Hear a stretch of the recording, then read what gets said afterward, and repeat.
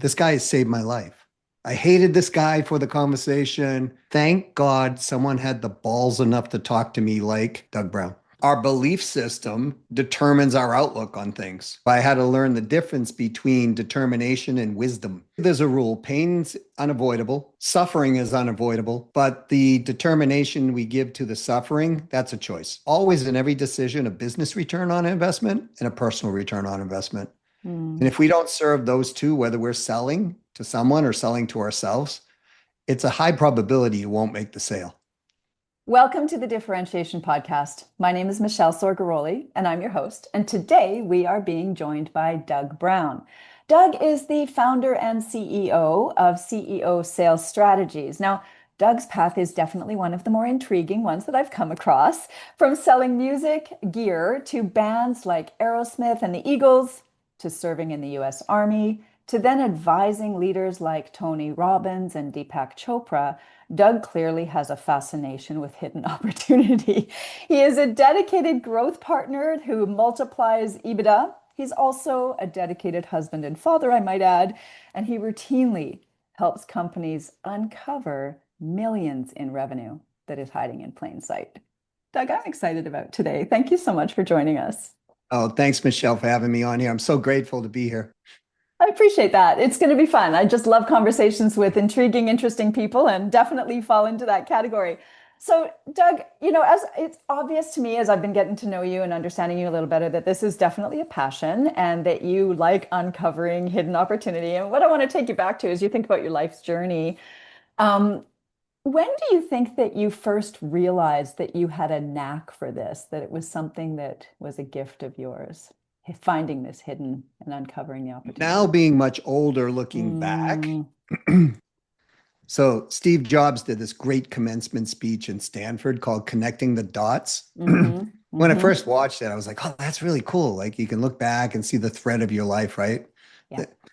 Then I'm like, okay, good in theory, but now I actually can do it. Oh, So it was when I was 12 years old, nice. that I did. So what happened was I went to work for my dad at age 3, and I swept floors for 25 cents a week. Loved it. At 3 years Uh, old, at 3 years old, that's yeah. remarkable. Yeah. And we weren't breaking any child labor laws. You know, uh, frankly, my mother worked as a nurse second shift. My dad worked first Oh, shift, yeah. and someone needed to take care of me. So Yep. they gave me a broom, told Oh, me to keep pushing the broom around, and gave me a quarter. that's But they awesome. they would take me with them on lunches, and it was great. I got to go to the bar and sit on the bar stool and drink my little Coca-Cola, and they would talk about business. I heard my mother wasn't really that happy that they took me to the bars, but I'm not really sure. You know, um, Oh, and then, as I got to be maybe 6.5, we started, like, they taught us how to, like, get in front of clients and write orders and communicate with people. And my dad died early, so I don't know if I got the chance. mm, I didn't get the chance to ask him, was this business training or to just mm, low cost labor? I don't know. mm. But I remember we sold a part. I sold a part one time for $20 and we paid 10 for it. And in my little 6-year old brain, it went, wow, we made $10. And then I went, I'm making 25 cents an hour now. I work a whole week for $10. And that was kind of my first epiphany. But at age 12, I was able to, it was a Mm. family business. So my grandparents worked there. My grandmother did the books. Oh, And I was looking over the books with her one day just because I was curious. And then I realized we're paying all this tax on all this inventory. And so I'm asking questions like, why do we have all this inventory? And they're like, well, we need it. And I'm like, well, but we order it from local distributors who can deliver it to us within 24 hours. So, like, why are we carrying all of this and paying all of this? Right. That was the moment now look back on, realize that there was a lot of money tied up in inventory that didn't need to be tied up, and that some of that money could have been used for other revenue generating opportunities that we had, that where my dad would be like, well, hey, geez, we got to see if the bank will give us a loan so we can do this, hmm whatever, right? And then as I kept looking into this, I was constantly looking at things within his business where it was like, what's hiding here that we can unearth to create either margin or revenue immediately? Yeah. And so I did. And from my dad was one of those guys, just like a lot of people in business, they got in business, they didn't know how to build a business, and they Hmm. would price their worth at whatever and their labor rate at whatever. And, I would look at the competitors and go, well, geez, they're charging $5 an hour more for their labor rate than we are. Why? We're underpriced. And then I'd go to my family and they'd go, no, my God, you can't raise the rates. We'll go out of business, that type of thing. And it'd be like, let's just go up $1 an hour and see what happens. Well, Hmm. you take 14 employees and go up $1 an hour, it starts adding up pretty quick, right? Hmm. Hmm. No investment cost needed. Hmm. But we just raised the prices by $1 per hour. And you multiply that across, say, 10 people who are billing at 40 hours a week. That's 10 people times 40 hours. That's 400 hours times $1. Doesn't sound like much, $400 a week. Hmm. Times 50, let's say, that's $20,000. Hmm. But we are now talking back in Yeah. 1974. Yeah. Okay. Differently. So, I mean, you bring it up today, and that's probably hundreds of thousands of dollars, right? Yeah, exactly. I'm curious. I mean, you obviously had exposure to this exposure to business from age 3 or probably even sooner earlier than that. A Yeah. lot of people have exposure at a young age, whether it's through the family business or what have you. I'm Yeah. curious about you. You were asking some pretty sophisticated questions really early on. What do you think where was that coming from, that curiosity for you? The universe, God, whatever we want to call it. Yeah, for you to be thinking, wait, I just made $10. Most kids be like, I'm so happy that I made $10. Well, And they're not necessarily so tuned into margins and what that means. So I'm wondering what it was that well, clicked. I think for me, I can probably answer that. So when I was younger, like we didn't have a lot of money growing up, Mm, right? My dad built a business, very successful business, but he never had enough money at the end of the year. uh, You know what I mean? Like he built a business that was, today would be equivalent to probably somewhere around 10 million a year, maybe even a little bit more. But it all kind of went back out into different things. And I remember my dad's paycheck was $210 a week. And it was like, I remember that because I got paid $225 that week that I saw his paycheck at 210. And so I was like, wait a minute, there's something not right here. He's owned this business hmm for a long time. And so I think the intuitive thing came from, quite frankly, more of a survival thing, because when I was very little, it was very apparent that my mom would look under the sofa once in a while when I was little for quarters just to make sure that we could eat. mm, Right. And hmm so, hey, did somebody drop a coin down in so I can go buy some additional groceries or something? So I was kind of like attuned into really paying attention to this. And then also when I was very young, I realized that, listen, my parents who love me aren't going to be able to provide for me. I have friends who are sending my friends, their parents were like, hey, let's take you on a vacation to Africa, that type of thing, which was really amazing. Yeah. But my vacation would be, hey, let's go down around the corner to the park, and Hmm. so it was kind of like I realized early on that if I want what I want, I've got to actually do it myself. And Yeah. so I think that's part of what drove me. And I used to do things like for my dad's business, like he had an electric motor industrial machinery repair company, and back then copper was a very well sought after metal. Hmm. But inside the machines, they were all wound with copper wire. Hmm. And I realized my dad taught me this that we could sell that. We could sell the metals. And so when I was 3, 4 years old, I'd get in there and I'd be pulling the wire out of the metals. And then at the end of the year, we had this big truck. We'd take these things, put them on the truck, drive them to the metal place, and pick up like $5,000 for all the metals. And my dad would hand me like $500. So, Right. Yeah. and you know? So I Finding the kind of, hidden money. yeah, exactly. Right. Now, That's really most- curious. yeah. So most of those companies would have thrown that metal out. Hmm. So yeah, I think there's a lot of like little There's, things as I connect the yeah. dots. Thank you for sharing that. I just want to, that's, yeah, it's your appreciation for where hidden money was hiding. You were exposed to again at a very early age, where that money, that opportunity to recognize the capital that was inside that metal may not have been realized by most of the competitors that your father was working against, if you will, or other businesses. I want to back up just a wee bit. You talked about the paycheck where you made 225 and your dad's Yeah. paycheck was 210. And in that moment, I heard, you said there's something wrong. That doesn't Yeah. seem right. There's something wrong. Yeah. I also heard what I would imagine was a great deal of empathy for that situation, certainly as you aged, looking back at your dad trying to provide for his family. And I sensed in that comment from you that there was a trickle down understanding that when the business isn't thriving, that trickles right down to the children, which you experienced as a kid. It Can you talk a does. little bit more about that? Because I felt like there was something more there.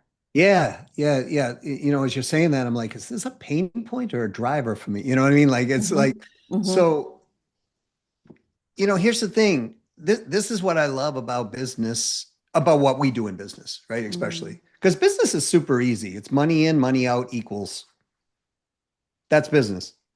Money in, money out equals a result. That result is either loss, break even, or profit. Hmm. It's that, and it's so simple until you add people, and then it starts to change, right? But you know, this is what I love about what I do because it's not just about affecting the business, Yeah. it's about affecting the people, Bless you. Yeah. right? Hmm. And so, you know, there's a lot of times business owners are just working so hard, long hours, and it's just like, man, between what I'm paying out and then the taxes and all this stuff that comes along, right? It's like I should have more money in the bank at the end of the month or the end of the year, for Hmm. everything I'm doing. And sometimes they even think things like, man, I'd be better off getting a job. Right? Hmm. That's often the case, isn't it? Hmm. Yeah. Yeah, Hmm. yeah. I mean, until I learned how to do this for myself, because it's, that's the other thing too. Like the cobbler's children have worn shoes, right? So, like when I first started in business, even myself, I was building it on my back, right? I was a founder-led business, but I was duplicating what my dad did, even though I knew better not to, because that's the temple of love that I served growing up, watching Ah, him, right? right. So, but to go to your point, it's like when I saw that happening, I was like, something's got to change. Like in When you saw exactly what happening, my dad's to check, be right? So specific. Okay. I was about 14, I think, around that Hmm. time. Hmm. And my father was brilliant. That's the thing. People would call him all over the United States to come and repair their stuff. And he would go Hmm. out, and then sometimes he'd work 3, 4 days straight. We didn't see him come back. Super great guy, my dad.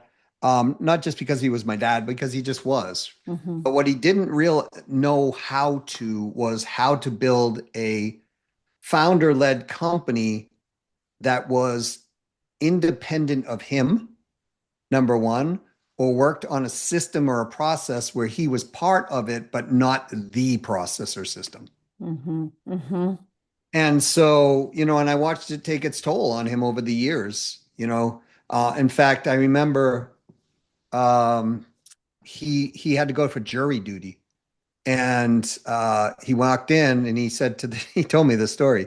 He said, I went up in front of the judge. I said to the judge, Judge, I can't take jury duty. He said, why? He said, because, my business will fall apart and I got kids and all this stuff. The judge let him out the first time. He got jury duty again, a summons to go to or whatever they call it in the mail. Hmm. And he went before the same judge, and the same judge is like, he told the same story, and the judge said, Mr. Brown, when's the last time you took a vacation? Now, he said 1962. And he said, Sir, that was 16 years ago. He goes, yes. He said, I'll tell you what, Mr. Brown, you're going to serve on jury duty, and I sentence you to a 6-week vacation, or I'm throwing you in jail. Wow, that judge was a gift, hey? You know, Wow. and so, it was kind of like that. And it took its toll on his health. He had a heart attack. And then, I ended up running the company when I was almost 18 years old. Oh my gosh. And my brother and I were running the company. And my father said he almost had another heart attack when he came back, to the company because my brother and I went in, started fixing all the processes, doing all that. And my brother and we decided to raise rates. And my father said he was looking at the invoices and his heart almost stopped and see what my brother was charging and I was charging, but the company was now becoming profitable and no one complained. The clients were Mhm. just happy to be. So I think, it's one of those things that it's the inner side and the business side kind of drive the founder, and the founder without the data, the knowledge, the understanding, the awareness of all this process, that founder just gets caught in a loop Hmm. and then Hmm. builds the business in that capacity. And it becomes so hard that some of them just, they don't even want to sell their company. They want to sell it, but this is like too much work, you know, or they want to transition it to their kids, and the kids have looked at it and go, "Geez, dad's works like mom's worked so hard. I'm not taking that," right? That type of thing. So it kind of hurts their retirement, all the way around. So if we can get in there and we can, raise things up and do it Hmm. safely, um, it just changes lives. I mean, they get to send their kids. I got one guy sending his kids to private school. He always wanted to do it, but he never had the money. Changes lives. Yeah. Yeah, that's what I've been hearing from you as we've been chatting. I was going to ask what's behind all this work. You've had a very, I only touched on a few of the stories in your journey, and I know that you've had a lot of different experiences working with Aerosmith and the Eagles and down to the Army and a whole bunch of others I'm aware of. Obviously, business was a part of your upbringing in your family from very early age. I am curious, what inspired you to sort of come back to and or stay with it? What is it about this work that you do that's so meaningful and important to you? Oh, now you're going to get me to cry. Hmm. So, this is like a Barbara Walters or Oprah question. Aw. Um, so here's kind of the crux of it. So I used to help a lot of training companies. So, from Tony Robbins to Mm. Chet Holmes to, E-Myth to, you name them. I've Hmm. worked at Ask Method Company. Um, and one time one time I was at a live event. One of the clients invited me to a live event, and I was at this live event. And the next thing I feel is these like two arms, very strong male arms wrapped around me, like a bear hug, like right. And gentleman was much bigger than I was. Like I'm 5'8" on a good day, right? But he was like, I don't know, 6'4" or something. And he goes, dude. And I knew his voice right away. I was like, oh, Oh. it's him. Okay. But then the next thing I felt was another set of arms hugging me while he was holding me. They were lighter and gentler. And hair. I'm like, this is probably a woman. Right? And then I felt two little arms around each leg. Boom, boom.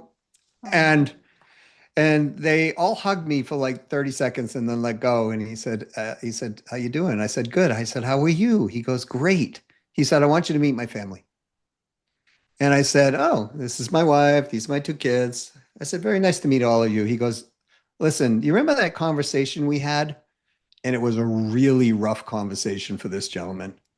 And it was one of those conversations where you almost get to a place and you're like, I'm just going to disengage. It's like he's pushing back so much, but something just whispered in my ear, stay with this guy. And I did. I spent 45 minutes on the call with him above and beyond the 30 minutes we had. And I was just like, helping him sort of turn things in a direction, like exposing, hey, this is sitting here, this is there, that.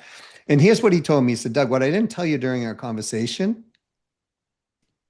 was what I didn't tell you during that conversation is my wife and we were talking about getting divorced. What I didn't tell you is I was estranged from my two little kids. Oh my gosh, I just got goosebumps. Mm. And he said, it had been almost 5.5, 6 months. So I hadn't seen my kids a lot, right? And he said, what I didn't tell you is you knew our business was in trouble, but we were about 4 months from bankruptcy, and my partner and I were trying to figure out what we're going to do with all this. And he said, I did not like you during our conversation. But I took your advice and I went forward with it. And he said, within those 4 months, we turned the corner on the business. And within 6 months, my wife and I were back talking. And then we decided to get back together. And I was seeing my kids in between then. And now we've gone on to be able to buy a new house together. The business is thriving. This is going on, et cetera, et cetera. And I was like, oh my God. I was like, and he said these words to me. He goes, I wrote a letter into the company, and I had seen the letter before. And he goes, the letter said, I don't know who you put in for other people, but I talked with this guy, and this guy has saved my life. He said I had this difficult conversation. I hated this guy for the conversation. I hated your company, but I moved forward with this anyways, and it all worked out fine. And literally, he said, I titled this email so you would read it, and it said, "Thank God someone had the balls enough to talk to me like," and he put my name in there, Doug Brown. And I was like, oh my God. I'm like, after we got done, I literally went out in the hallway and I was like just crying, right? Mhm. So I said to myself right then and there, it's not about the money, even though we make great money. It's about doing that. Because I had a mentor once told me, if you change one person's life for the better, you lived a good life, right? Mhm. And he's like, he's had 315 employees at the time and et cetera, et cetera. So I look at it that way, I mean, we've done over $1 billion in sales.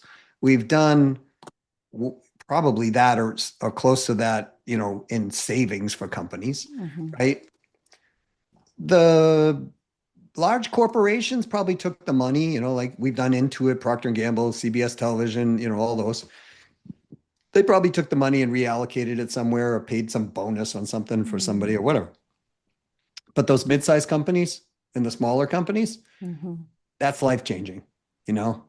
Um, I mean, we have one guy go from 5.7 million to 8.2 million. And he did it in 3 weeks. And so that was life changing for him because he'd never Mhm. been at that type of revenue before. Um, so I think it's just one of those things that for me, that's the driver. And Mhm. the older I get, Michelle, the more I realize the old adage is you can't take it with you. So why not, disperse it out to, make other people's lives better, as you go along. That's lovely, Doug. Thank you so much for sharing that story. You can hear how important, you can Yeah. really hear how important it is. And that's the kind of story that keeps you going. Love that. Life-changing stories, life-changing growth. I want to come back to the conversation. You said it was a rough conversation Yeah. and he was pushing back. Yeah. What was it about that conversation in terms of your style and what were you pushing on that made it rough and also transformational for this person? Well, the truth.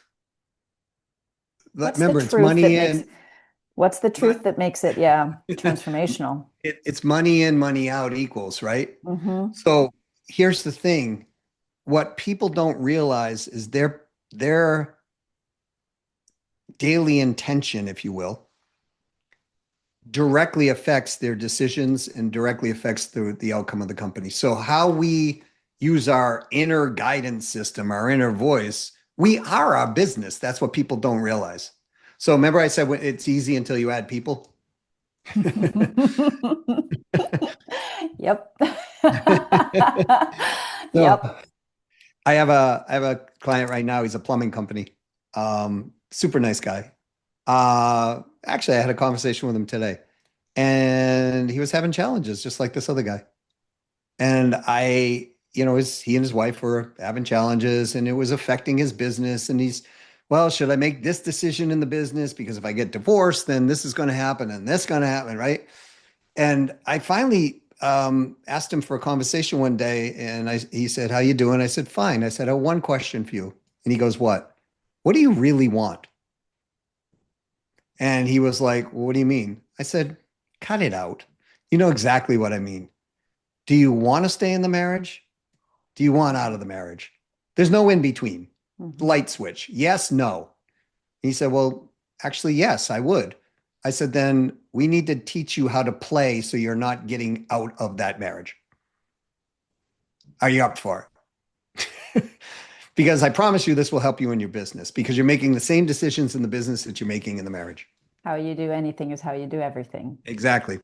And so he's like, well, tell me more. And I'm like, well, okay. So you know how you're pulling back because you're growing so fast and you had to push clients out 6, 8, 10 weeks before you could deliver. And then so you're just canceling contracts? He's like, yeah. I said, do they want to cancel the contracts? He's like, well, I'm just being fair to them. I said, are you really? If you can deliver the value they're looking for and they want to wait 8 weeks, want to wait 10 weeks, Hmm. you've basically hosed them by pulling the agreement out from underneath. Now they got to go to somebody else who's not as good as you because his ratings on Google are amazing. I mean, they're like off the charts. Hmm. So I'm like, you're making a position where you get stressed and you're making a quick decision to unload your limbic system. Do you see the parallel between this and your marriage? And he's like, oh my gosh, I never even thought it that way, right?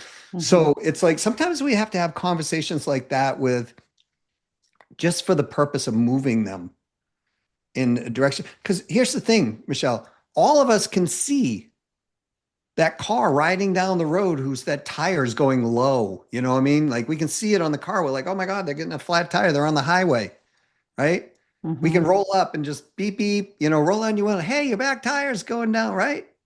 And then they go, oh my gosh, I didn't realize that. Well, no kidding. You're driving inside the car. You can't see around the back, Hmm. right? But Hmm. I can from an outside point of view. And business, again, is very simple. Money in, money out equals. Add people, you add emotions, you add decisions that come out of these emotions. And most of the time, we're trying to, and it's not because I worked with Tony Robbins, it's just because this is what happens. We are trying to serve some of our childhood pains, templates of love as we grow older, and we don't even realize that we get it on autopilot and habitual behavior. And our decision making capacity is a direct result of the thoughts because the thoughts create the action, Hmm. create the outcome. Hmm. And so sometimes we must address that side of the business, or it doesn't matter because the owner will grow and then back it right Yeah, down, right? exactly. So, Doug, we've talked a lot about finding hidden opportunities, but where does this piece around your emotional awareness or emotional sensitivity, when did that start? Where did this come from? We haven't touched on that yet, and it's coming through loud and clear here. So, Yeah. Yeah, so it came from my childhood, really, when it came down to it, right? Remember, because I grew up in that environment and I had to figure out a way, and it wasn't always easy. And I didn't always have the guidance, even though my dad would bring me into the businesses and stuff like that. You know, he knew how to be a great technician. He knew how to do that side of the business, but running the business itself. So when I went in and tried it in my business or whatever, and I'm like, oh, this will work. Yeah, yeah. Back when I had no money and it was like, oh, this is going to cost me $20,000. So I invested it and like, boom, it blew up. Right. Now I'm 20,000 in the hole. And I'm like, how am I going to get myself out of this? Right. All these painful mm, things that were coming out. And as I realized over time, the conditioning that I had, especially from my mother's side, was you're going to be good, but never going to have this because no one in the family ever has that. And so over time, I learned this isn't really who I want to be, but I could see the behavior of what I was doing to create that. what allowed you access to that awareness? Outside input from other people. Yeah. Yeah, that's the thing. Like I always approached it. Well, I shouldn't say always. Most of the time I approached it as I want to get better. So even if this hurts, I'm gonna figure it out. Right. Ah, Because I had this desire to have more, be more because of, in the capacity of how I grew up.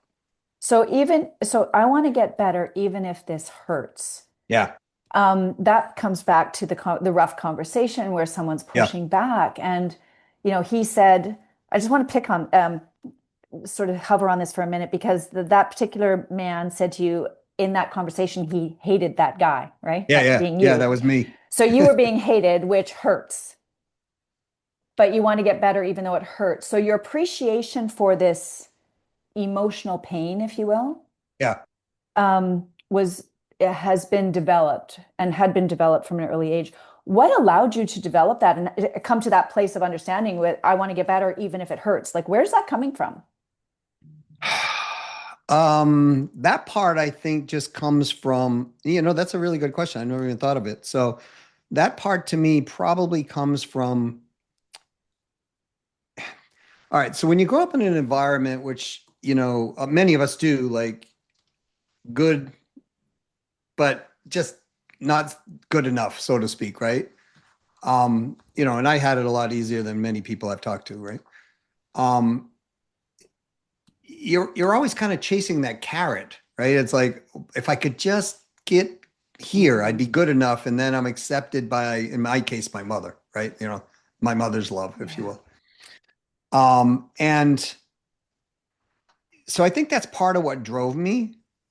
But me as an individual, I was always the kid who literally would take the shirt off my back and give it to a friend or a woman who was freezing because I Mm. knew pain was temporary.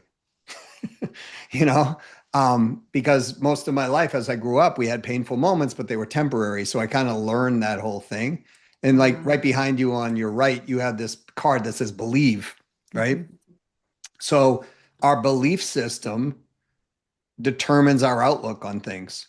Mhm.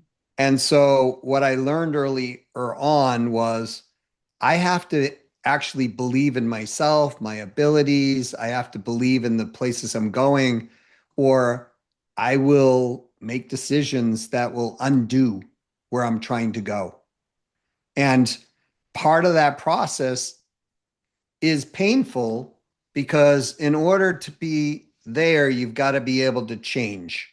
Yeah. But I was determined to get like this is crazy, but when you look back at like and I was just talking to some friends and they were having some challenge with their child who's now 22 and they're like I'm a little worried and he's taking languages and doing all this stuff and he's really proficient at all this stuff and I'm like guys you just described a top 1% earner in sales.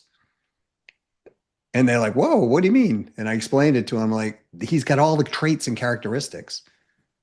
I don't think you need to worry. He's probably going to outpace you financially in about the next 3 to 5 years, right? If he just once he kind of gets the thing. So we're all on this journey in this path. And I just always had this determination to always want to be in a position where this is from my childhood.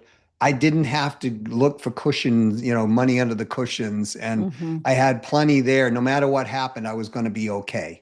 And I could take care of my kids when I had them, which I Mhm. have them now, and give them better opportunities than I ever had. That was just always a driver for me, even when I was a little boy.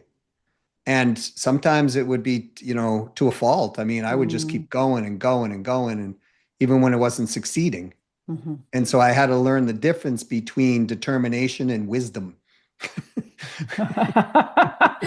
Yes, that's a common lesson that needs to be learned for most of us. Um, okay, so you talked. I want to hover on this again for a moment because you talked about the pain is temporary, believing in me, moving through so that you have the willingness to change and moving through that pain point so that you can get better.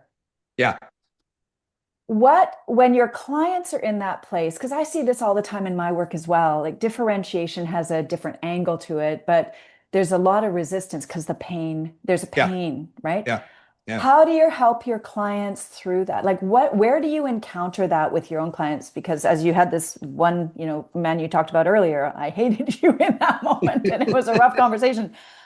How do you help people not just move through the pain, but sit in the pain so that they can even access what's on the other side? Ah, Okay, so firstly, there's a rule. Pain's unavoidable in life. Suffering is unavoidable, but the determination we give to the suffering, that's a choice. So that's the first thing I tell them, right? Because I want them to understand the rules of what's going on because I never did.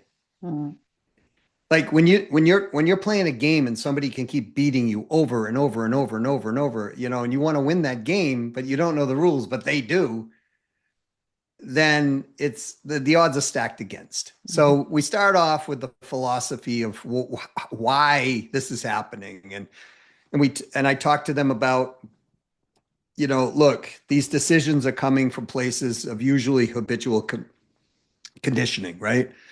Like, now if it's a woman, it's a lot easier. It's like totally easy, right? Because, especially if she has children. And so mhm. I just ask, I say, do you have children? Michelle, you have children? Yes. Do you love your children? Yes. When you were bearing that child, was it painful? Yes. Okay. I'm so curious. Why did you do it again? Hmm. Exactly, because it's worth it. Right? Right. Yeah, with women, yeah, that's true. That's the Right. story That I that's often super reference as easy. well. They get it like, oh, okay, I got it, right? I Hmm. got it. So, if you said that to a man, he'd be like, yeah, yeah, man, she went through hell, right? And it'd be like, yeah, dude, if it was me, we would have never had the one child. I would have given up halfway through, right? So, so, but what men do understand is how people grow up, and a child starts, like any of us who have ever experienced children. I just had this conversation with a man today. Like, have you ever seen children born by the same parents? Yes. I actually have a couple, Doug. Okay, great. Did child A and child B come out with the exact same personality moment one, or did you notice a difference? Hmm. And he'd be like, no, they were totally different. I'm like, how does that happen? Like DNA, like Hmm. same DNA, but it's like you get, The a coffee cake combinations. and a chocolate cake. Like it's two cakes, right? But they taste totally different, like in that case, of cakes. And he's like, I don't know, it must be something from the universe or something, right? He's saying that. And I'm like, okay, now we're getting close. When your child was that age, did they know exactly what they wanted to do? He goes, no, I don't think so. I said, did they know who they were? He goes, yeah, probably. I said, how did they change along the path? Mm-hmm. He's like, oh, okay, I'm getting it. I'm like, do you think your children went through anything that you went through? And then they go, oh, yeah, they went through way less crap that I went through. Right. And then Hmm. now we're starting to open the dialogue. Hmm. So, we adapt things when we're a child for survival because we are fully dependent on that caretaker or that parent. Like Hmm. literally, like if they stop taking care of us, we die, Hmm. right? Or Hmm. child services would come in and then we'd end up in a really bad place. So, or maybe a better place, depend. So they get that part of it. And it's like, okay, so you did this behavior potentially to protect yourself all the way through, but you're no longer four. You're now 44 and you're still repeating that same behavior. How's it working out? Dude, we wouldn't be talking if it did, you know what I mean? Yeah. Like, Hmm. so we start the conversation that way. And then there's a series of exercises that I've learned through life where you can just do these series of simple exercises. They don't take a long time, but they create awareness, the ability to interrupt the pattern, break the pattern, reinstall a new pattern. And then if they for the most part, once we do that, they're starting to make better decisions. That's what happened with this gentleman and his wife, right? Hmm.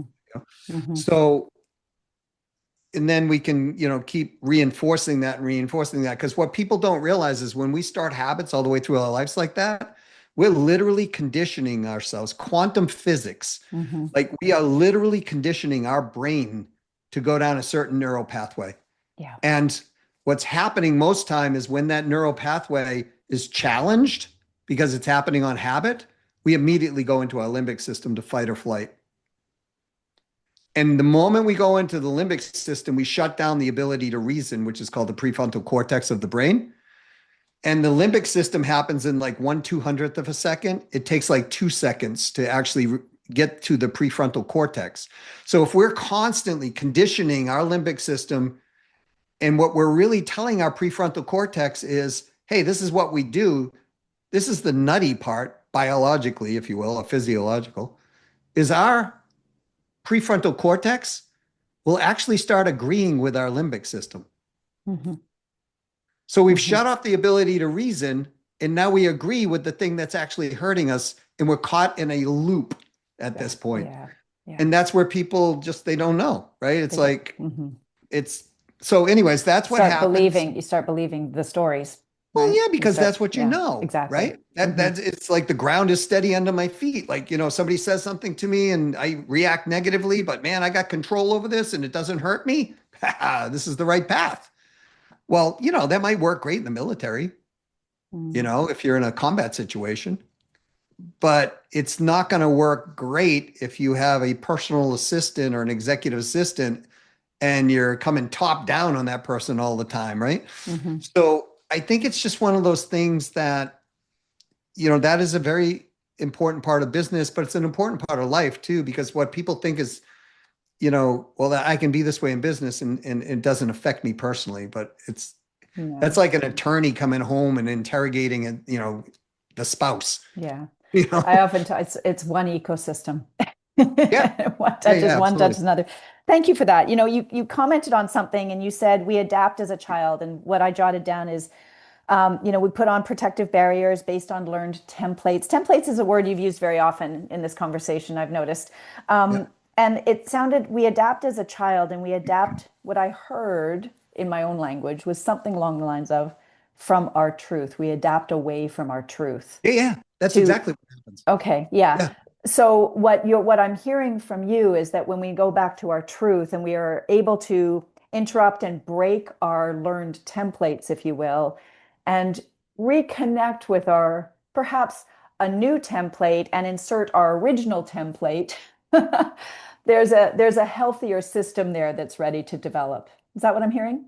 Yeah. It's not perhaps we install the new template because if we don't install the Right, new template, then what happens is we'll just keep repeating the old. right. And so once we have the new template in there and we start to see it's working, Hmm. the more we do that new template, the brain goes, oh, not that neural pathway, this neural pathway. Yeah. And And so it reconnecting. now Hmm. takes that different direction. And over time, we can actually uh, pour, I don't know, pour cement in the neural Yeah. pathway that wasn't working, if you will, and basically heal that pathway, if you Yeah. will. And then the new pathway is serving us. So now all of a sudden we're like getting all of this good stuff coming out, and you know, now we're kicking off instead of cortisol, we're kicking off, joy hormones versus, all this Exactly. negative stuff, right? Love it. And so the body and the brain get conditioned to that again. So it's just about reconditioning the neural pathways Yeah. of the body. I know this sounds kind of out there for some people or whatever, but this is super important to realize if you're stuck somewhere. Yeah, there's a business issue. And certainly we can find the money, the margins, increase the revenue, increase the margins, increase the valuation, the EBITDA, all of that. That's math, really, when it comes Hmm. down to it. But the other side of it is the people side of it. Yeah. And owners will sometimes see it in a sales team, for example. They have like a sales team of let's say 10 people and two are like producing, 75% of the revenue and the other eight are sitting there. And they're so afraid to do anything with those two Hmm. Hmm. because that's their limbic response. Oh, if I do anything with these guys and they leave, my business is Then I'm in trouble. Yeah. right. And so that's part of the limbic system kicking in. So mechanically, we can get either those other eight people to come up in the level, and or we replace them in Hmm. some capacity. Hmm. And then once we get those people up to that level, and the two realize they don't have the company anymore by the stranglehold, if you will, then the owner usually is cool with that. But in the meantime, we've helped recondition this limbic system so it's much more proactive. Mm-hmm. And the fun part about that, I did this with a company, Michelle, and in 2 years they went from 48 million to 110 million, and they were literally being stranglehold by four of their top producers. Mm-hmm. And I created 8 people from that bottom end up, if you will, who were selling 50 to 100% more than those four. And in fact, one guy was outselling all four combined. Nice.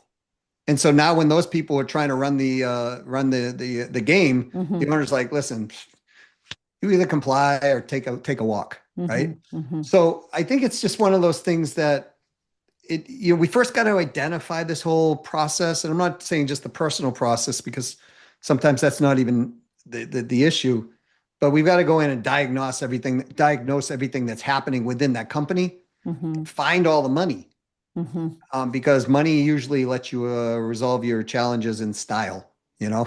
So that's kind of the big thing, right? And then once we find that money, then we work on other things, and then we work on the growth plan of the company. And now we have cash to fund it sometimes internally where we didn't even Right. need to take money outside. I love it. I love just your finishing up here with resolve your challenges in style. There's much more inside of that in terms of the beauty and the design itself, but we don't have time for that today. Doug, as we're just coming to a close, I'm, thinking about reconditioning neural pathways, building new templates, resolving challenges in style. As you reflect on our conversation today, I'd like you to perhaps pull out something that you would like our listeners to really hear and anchor on that would be important for them to remember. Well, this is called the Differentiation Podcast, right? So, you know, in business, I'll leave it this way. In business, being differentiated really shouldn't be the goal. It's really about being different. And they can be close, but when you're different, people remember. If everybody's differentiated, they don't tend to remember as much, right? That's what I've learned in the branding of business. Yeah. But for the business owner listening to this, no matter where you are at in the cycle, if you want to get better, almost every time it's possible. Yeah. That's what I've learned. Nice. It's just that sometimes we're caught in our own limbic loop and we don't reach out for help. And, that sometimes comes back to the personal side that we're talking about. Well, almost always. Always. But what I really want people to realize is there's always in every decision a business return on investment and a personal return on investment. And if we don't serve those two, whether we're selling to someone or selling to ourselves, it's a high probability you won't make the sale. Agreed. Thank you for that. Beautiful, beautiful gem of wisdom at the end here. For those who would like to find you and find out more about you, Doug, where might they be able to reach out? Go to crazyman.com. No, I'm just kidding. Doug at ceosalesstrategies.com is my email address. Company phone number 603-595-0303. If you type in Doug C. Brown revenue growth, you'll find me pretty much everywhere. If you're wondering if you have money sitting there in your business that you've already paid for that should be in your bank account but isn't, reach out to me. I can literally in 15 to 20 minutes, we could figure out if it's there or not. And then we can figure out the process going forward if you want to do that. So, please reach out. And if you want to reach out on LinkedIn, I'm Doug Brown 123. Beautiful. Thank you, Doug. It's been an absolute delight. Covered a lot of territory today. I appreciate you too. And thank you for making time for us. Oh, well, thank you for having me. And you asked your questions were awesome. So thank you. I appreciate you doing so. Thank you. See you again soon. Bye for now.